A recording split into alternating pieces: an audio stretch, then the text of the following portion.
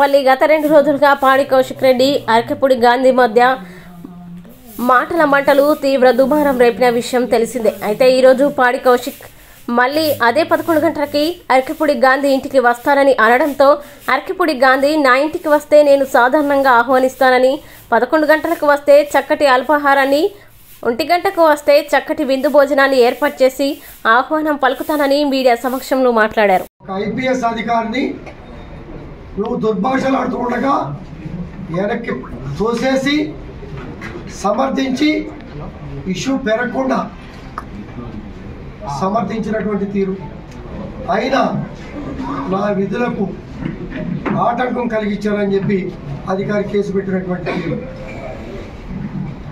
మమ్మల్ని కొట్టి మా మీద 10 సెక్షన్లు పెట్టినటువంటి తీరు, మమ్మల్ని 6 గంటల పాటు 10 గంటల పాటు పోలీస్ స్టేషన్లో ఉంచినటువంటి తీరు, బెయిల్ తెచ్చుకొని వచ్చినటువంటి తీరు. ఇంకో మాట కూడా మాట్లాడారు, మీరు అందరూ ఉన్నారు, నా కారుని ఫాలో అయ్యారు, సామరస్యంగా మాట్లాడదాం అనుకున్నాం, ఆవేశపూరితంగా కొన్ని మాటలు మాట్లాడాం.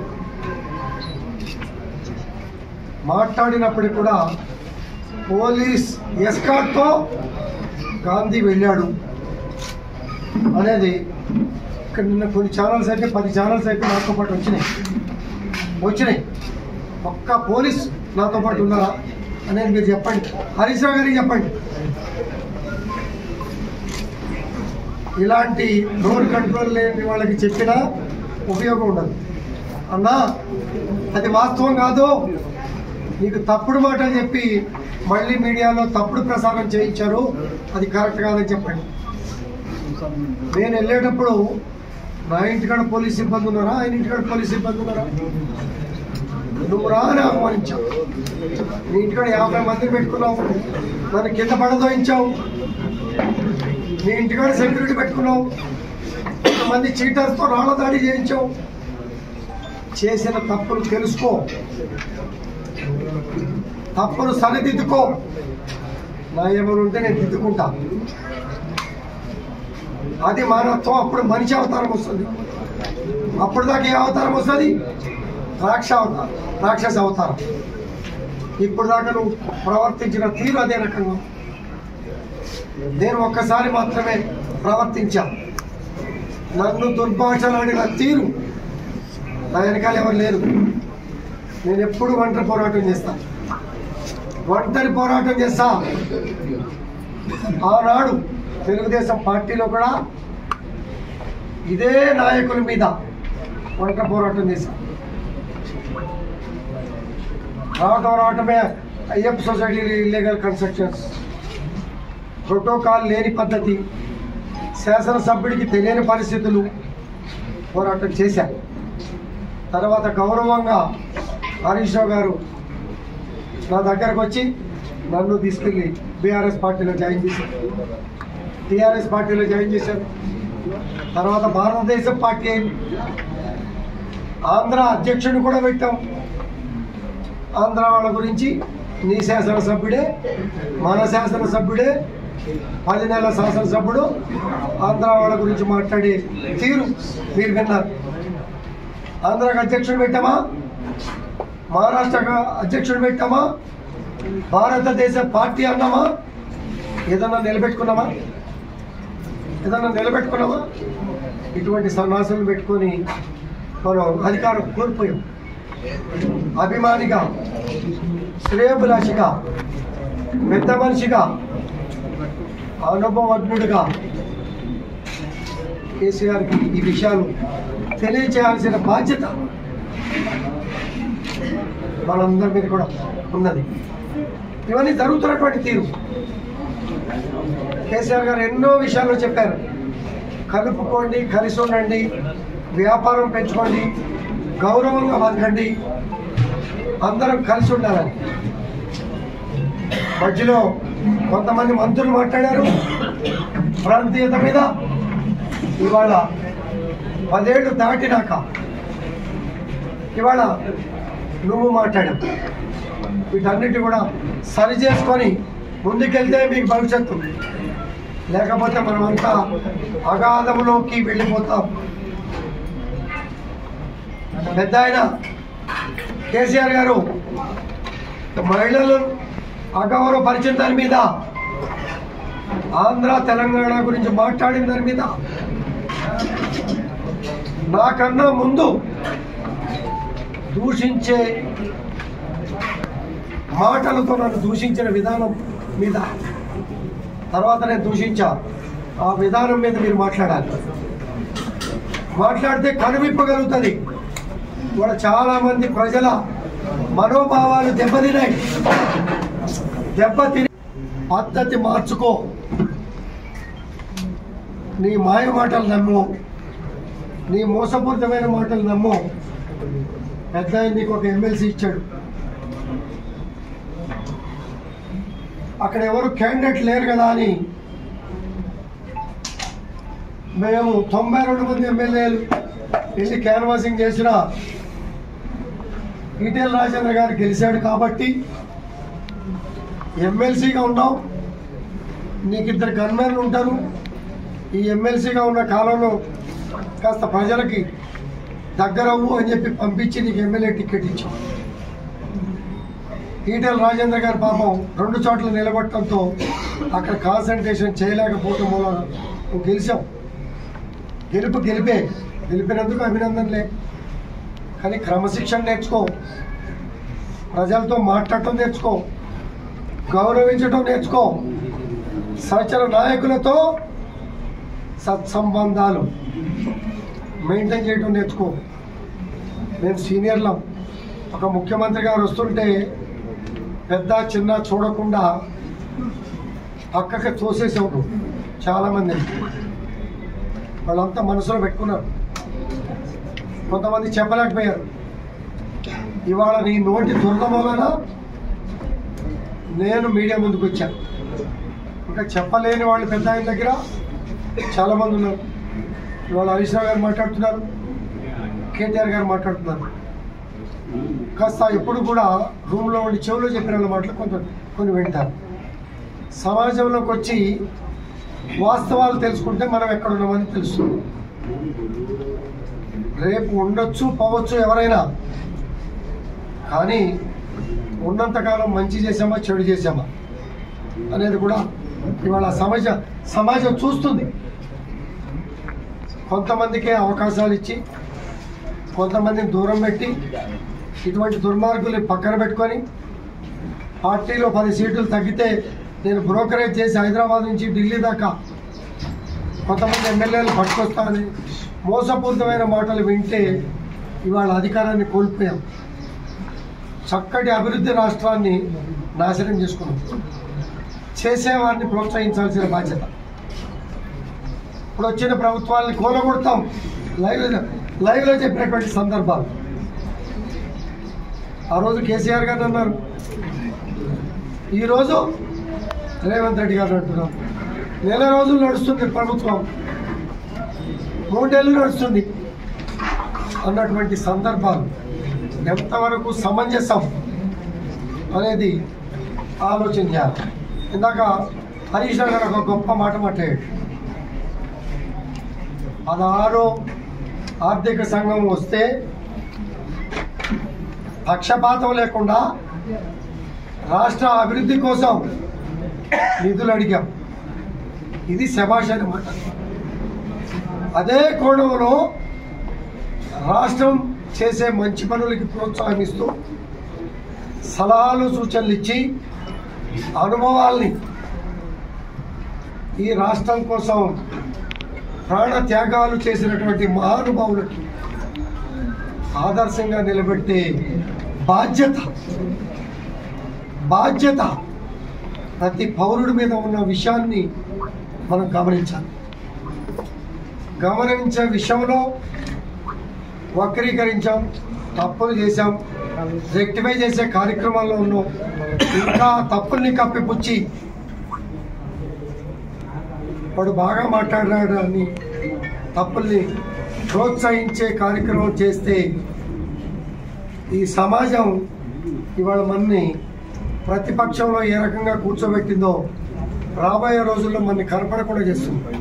తప్పుల్ని ఎక్స్పోజ్ చేసి అలాగే ముందుకు తీసుకెళ్లే కార్యక్రమంలో ఈ సమాజం మన శాశ్వతంగా మర్చిపోతుందనే విషయాన్ని కూడా గమనించాలి. రాజకీయాలు ఎప్పుడూ శాశ్వతంగా, ఎవరికీ శాశ్వతం కాదు. మంచి పని చేసేవాడికి ప్రతి వాడికి శాశ్వతం. ఒకసారి మంచి పనులు చేసి కూడా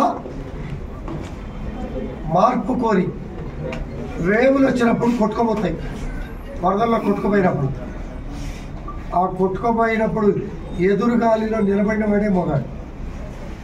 అధికారం కోల్పోయాం కదా అని నిరాశపడి, ఆవేశపడి, దుర్భాషలాడి దించేస్తాం, ఈ సంగతి చూస్తాం అని చెప్పి కించపరిచే వ్యాఖ్యలు మంచివి కావని కూడా, వయసులో చిన్నవాడినైనా,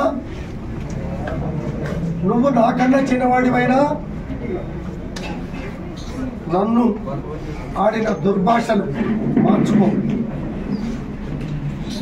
నువ్వు ఇందాకేదో అంటావు చేశారన్నారు కదా, పెద్ద మనుషులు హరీష్ రావు గారు లాంటి కూడా మాట్లాడారు కదా, దాడి చేశా అని. ఎవరు దాడి చేశారు? మేము ఒక్కళ్ళని కొట్టామా? నన్నైతే కనీసం పోలీసు పెట్టుకొని కనీసం దగ్గర కూడా రానిలేదు. ఎమ్మెల్యే గారు వచ్చారని చెప్పటానికి వెళ్ళడం మీదే రాళ్ళు రుగావు, కుండీలు వేసావు, దుర్భాషలు ఆడావు. ఒక అద్దం పగలు కొట్టారా, నన్ను ఏం పీకుతారా మీరు అని మాట్లాడాము. ఈ భాష కరెక్ట్ అని హరీష్ రావు గారు కానీ కేసీఆర్ గారు కానీ కరెక్ట్ అని అంటే అది కరెక్టే. నేను మాట్లాడిన భాష కూడా కరెక్ట్. ముందు బుద్ధి చెప్పాల్సిన ఎవరికి? ముందు తప్పు చేసినవాడిగా, రెండోసారి తప్పు చేసినవాడిగా. బుద్ధి చెప్పకుండా వ్యవస్థ మీద దాడి చేసే ఒకరిని వదిలిపెట్టి వ్యవస్థనంతా నాశనం చేసే కార్యక్రమాల్లో నేను కేసీఆర్ గారికి ఒకటే విజ్ఞప్తి చేశాను. కేసీఆర్ గారు, మీరంటే గౌరవం ఉంది, ఇవాళకి గౌరవం ఉంది, మిమ్మల్ని గౌరవిస్తా. మమ్మల్ని ఆదరించారు, ఆశీర్వదించారు. ఇటువంటి చీడపురుగులు ఉంటే పార్టీకి, మీ గొప్ప మనస్తత్వానికి, గతంలో చేసిన సేవలకి కూడా మచ్చ వస్తుందని మాత్రమే నేను చెప్పాను. ఇప్పటికే ఇటువంటి వాళ్ళు ఉండటం వలన అధికారాన్ని కోల్పోయాం. ఇటువంటి వాళ్ళు ఉండటం వలన అధికారాన్ని కోల్పోయాం.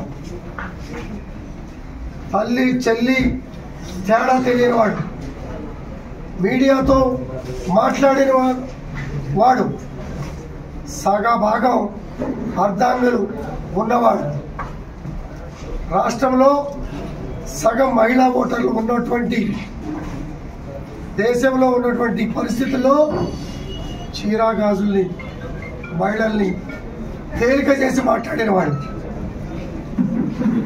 ఈ సమాజంలో ఉన్నటువంటి మనిషిని ఏమంటారో మీరు ఆలోచించాల్సిన అవసరం ప్రతి కుటుంబానికి కూడా ఉందన్న విషయాన్ని కూడా గుర్తు చేసుకోవాలి. మాట్లాడే వారికి వత్తాసిచ్చి మాట్లాడే మనుషులందరికీ, నాయకులందరికీ కూడా ఇది గుర్తుంచుకొని మాట్లాడితే సమాజం గౌరవిస్తుంది, గర్వపడుతుందన్న విషయం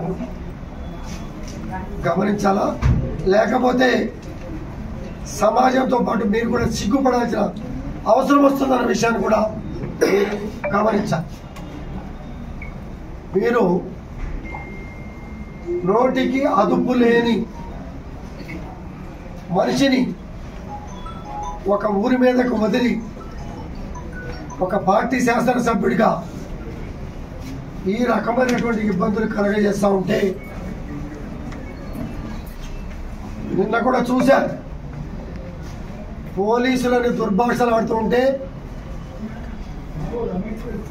హరీష్ రావు గారు పక్కకి లాగి వారు మాట్లాడారు. రాత్రి గెస్ట్ హౌస్కి ఫోన్ వచ్చింది, రే అమెరికా నుంచి ఫోన్ వచ్చింది, రే మాట్లాడేటప్పుడు కొంచెం నోరు దగ్గర పెట్టుకొని ఒళ్ళు దగ్గర పెట్టుకొని మాట్లాడాలని హెచ్చరిస్తే ఇవాళ కొంచెం ఒళ్ళు దగ్గర పెట్టుకొని మాట్లాడి అటువంటి పరిస్థితి నిన్న కళ్ళారా చూశారు. ఇది రాత్రి జరిగింది. రాత్రి పోయి పార్టీ ఆఫీస్లో దాక్కున్నావు, ఇవాళ పొద్దున్నే పోయి శంభుపూర్ రాజు గారి గెస్ట్ హౌస్లో దాక్కున్నావు. నీ కర్మ ఏం పట్టింది? పద్ధతి ప్రకారం మాట్లాడు. ఇవాళ నీ ఇంటికి వస్తున్నాను, చక్కటి మీటింగ్ ఏర్పాటు చేసి చక్కటి భోజనం ఏర్పాటు చేసి అలా చెప్పి ఆహ్వానించు. అలాగే నువ్వు ఆహ్వానించి మా మీద రాళ్ళు వేసావు, పూల కుండీలు వేసావు, బురద చల్లావు, దాడి చేసామని చెప్పి కొంతమందిని నమ్మించి మోసపూరితమైనటువంటి ప్రకటనలు చేపించావు. తప్పును ఒప్పుగా నమ్మే ప్రయత్నం చేశావు. వాస్తవాలు ఎప్పుడో అవాస్తవాలు కాదు. నేను తూలి మాట్లాడిన మాట వాస్తవం. దీనన్నిటికీ కారణం ఎవరు? దీనన్నిటికీ కారణం నువ్వు. పార్టీని సమాజాన్ని బస్టు పట్టించడానికి కారకుడు ఎవరు? నువ్వు. నీ కాన్స్టిట్యున్సీ నుంచి ఫోన్ చేసినటువంటి మహిళా ఫోన్ వినిపించాలా? నీ కాన్స్టిట్యున్సీ నుంచి ఫోన్ చేసినటువంటి నాయకుల ఫోన్లు వినిపించాలా? నీ క్రమశిక్షణ గురించి 2 రోజుల నుంచి నా ఫోన్లు వస్తా ఉన్నాయి. అన్నా, ఈ ఎదవకి సరైన సమాధానం చెప్పావు నువ్వు, కానీ నువ్వు క్రమశిక్షణగా నడిచిన వాడివి. 1 నిమిషం బాధపడ్డా ఇటువంటి ఎదవల నోర్లు మూపించాల్సిన బాధ్యత మీద ఉంది. ఎవరు తీసుకుంటారా బాధ్యత? ఎవరు తీసుకుంటారా ఈ బాధ్యత అన్నప్పుడు కష్టమో నష్టమో నిన్ను రెచ్చగొట్టినప్పుడు నువ్వు తీసుకున్నావు. నిన్ను అభినందిస్తున్నామని చెప్పాను. తప్పు చేసిన ఎదట వ్యక్తుల ప్రవర్తన బట్టి, క్రమశిక్షణ బట్టి, మాటలను బట్టి నన్ను అభినందించారు. ఇకనైనా ఇటువంటి వేషాలు మనకో, క్రమశిక్షణగా ఎదుగో. ఆంధ్ర తెలంగాణ భాషలు నోరు మూసుకొని రాష్ట్ర ప్రజలు ఎదగటానికి సహకరించు. చీరల పట్ల గతంగా దూషించారు. శ్రీలింగాల ప్రజలందరినీ కూడా ఆలోచించమన్నారు. శ్రీలింగంపల్లి ప్రజలందరికీ కూడా నేను మంచిగా చెడు అనేది అందరికీ కూడా తెలుసు. అందరూ కూడా తెలవబట్టే ఈరోజు 3 సార్లు గెలిపించారు. ప్రజలకు ఎప్పుడు లాయల్గానే ఉంటా. రాజకీయం అప్పుడు రాజకీయం చేస్తాం. అభివృద్ధి అప్పుడు 4 సంవత్సరాల 11 ఏళ్ళు అభివృద్ధి ధ్యేయంగా పార్టీలకు అతీతంగా పనిచేస్తాం. దాంతోపాటు ఈ 10 సంవత్సరాల్లో ఎవరిని కూడా నువ్వు ఏ పార్టీ అనేది మేము ఎప్పుడు కూడా అడగలే. ఏ భాషలు ఎవరు మాట్లాడారు అనేది గాంధీ నువ్వు భాష చక్కగా మాట్లాడు. ఎస్, మీరు చక్కగా ఉండి నన్ను మాట్లాడమంటే ఉపాధ్యాయుడు పాఠం చెప్పినట్టుగా ఒక స్టూడెంట్ లాగా చక్కగా విని క్రమశిక్షణగా మాట్లాడు. 10 సార్లు రెచ్చగొట్టావు, ప్రజల్ని ఇబ్బంది పెట్టే కార్యక్రమం చేశావు, మహిళల్ని ఇబ్బంది పెట్టే కార్యక్రమం చేశావు. మహిళలే కాకుండా ఉన్నత స్థానంలో ఉన్నటువంటి గవర్నర్, రాష్ట్రపతి మహిళలను తెలిసి వాళ్ళని కూడా కించపరిచే విధంగా నువ్వు మాట్లాడిన తీరు నువ్వు మార్చుకో. పార్టీల పరంగా యుద్ధాలు ఉంటాయి, క్రిటిసైజం ఉంటుంది, చేసుకోవటం తప్పలేదు. కానీ వ్యక్తి పేరు పెట్టి మాట్లాడావు. నువ్వు మాట్లాడినందుకు మాత్రమే నేను మాట్లాడాల్సి వచ్చింది తప్పించి, అడ్వాన్స్ అయ్యి ఒక మాట మాట్లాడాల్సింది తప్పించి ఇంకో విధంగా లేదని కూడా నేను తెలియజేస్తున్నా. హరీష్ రావు గారు కూడా గాంధీ భాష మార్చుకోవాలని పెద్ద మనిషి నాకు చెప్పాడు. నాకన్నా హరీష్ అన్న సీనియర్, ఒక ఉన్నతమైనటువంటి IAS IPS అధికారులని లకారం భాష వారు మాట్లాడిన తీరు కూడా వారు కూడా గుర్తు చేసుకుంటే కొంచెం బాగుంటుంది. దూషించట్లేదు. అందుకనే అన్న ఉపాధ్యాయుడు ఆ విధంగా మేము దాడి చేస్తా అసలే ఊకోను, నిన్ను మాత్రం విడిచిపెట్టు అని చెప్పి సందర్భంగా గాంధీని హెచ్చరిస్తాం. అరే పీక బాబులు పోయి రోజు ఇండే ఉంటా, ఇండు చదివితా పీకులని ఏ పీకిలో ఇలా ఎందుకంటే పీకింటా. ఇప్పుడు నా కార తలవలు కొట్టొచ్చు, నా ఇంట తలవలు కొట్టొచ్చు, ఎందుకంటే నేను సిగ్గులు ఉన్నా కాబట్టి. ఆయన నన్నే కూడా పీకినా, నేను ఇండే నిలుస్తున్నా కదా.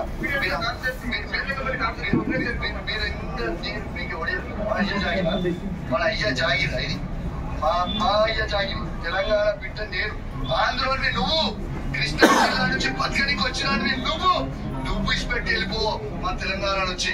మేము తెలంగాణ బిడ్డలము, వికాసమైన తెలంగాణ బిడ్డలము, ఈ మట్టి మీద పుట్టిన బిడ్డని, ఈ మట్టి నీళ్లు తాగిన బిడ్డని, నీళ్ళక్క ఆంధ్ర నుంచి బతకనికి రాలేరు. మేము తెలంగాణలము.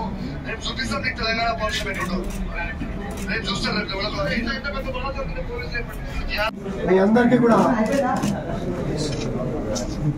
నమస్కారం. గత 2-3 రోజులుగా జరుగుతున్నటువంటి పరిస్థితులు మీకు అందరికీ కూడా తెలుసు. కొన్ని తెలిసిన వాస్తవాల్ని వక్రీకరించే పరిస్థితులు కూడా చూస్తూ ఉన్నాం. ఈ ప్రెస్ మీట్లు, ఈ గొడవలు, పోలీస్ యంత్రాంగం డిస్టర్బెన్స్, ప్రభుత్వాన్ని డిస్టర్బెన్స్ చేసే పరిస్థితి ఎందుకు వచ్చింది అనేది ఆలోచించాల్సిన అవసరం ఉన్నది. ఒక పార్టీ ఉండగా, పార్టీలో సీనియర్లు ఉండగా, పార్టీ అధ్యక్షులు ఉండగా, ఒక జూనియర్ పార్టీలో ఒక జూనియర్ శాసనసభ్యుడు ఒక సీనియర్ శాసనసభ్యుడి మీద దుర్భాషలు ఆడినటువంటి విధానం. నీ ఇంటికి వస్తా అంటే అర్థం ఏమిటి? నీ ఇంటికి వస్తా, కండవ వేసి తీసుకెళ్తా అంటే నువ్వు రౌడీవా? నాతో మాట్లాడేవాళ్ళు లేరా? నీకన్నా ముందు పరిచయాలు ఉన్నాయి కదా పార్టీలో, బీఆర్ఎస్ పార్టీలో. నువ్వు ఈ రౌడీయిజం చేయాల్సిన అవసరం ఉంది. పార్టీలో నీకేమైనా పోస్ట్ ఉందా? అధ్యక్షుడు పోస్టో, ఉపాధ్యక్షుడు పోస్టో, వర్కింగ్ ప్రెసిడెంట్ పోస్టో పార్టీ ఏమైనా నీకు పదవి ఇచ్చిందా? పార్టీ బాధ్యత చెప్పింది. బాధ్యతల ప్రకారం అందరూ నడుచుకుంటా ఉన్నారు. నువ్వు గతంలో కూడా రెచ్చగొట్టే వ్యాఖ్యలు చేసి అపవాదులు తెచ్చినటువంటి సందర్భాలు. మొట్టమొదటగా మహిళా గవర్నర్ని ఏ రకంగా వంచి మాట్లాడిన విషయం కూడా మీ అందరికీ కూడా తెలుసు. మహిళల్ని చీరా గాజులు ఈ దేశానికి రాష్ట్రపతి మాజీ గవర్నర్ మహిళ,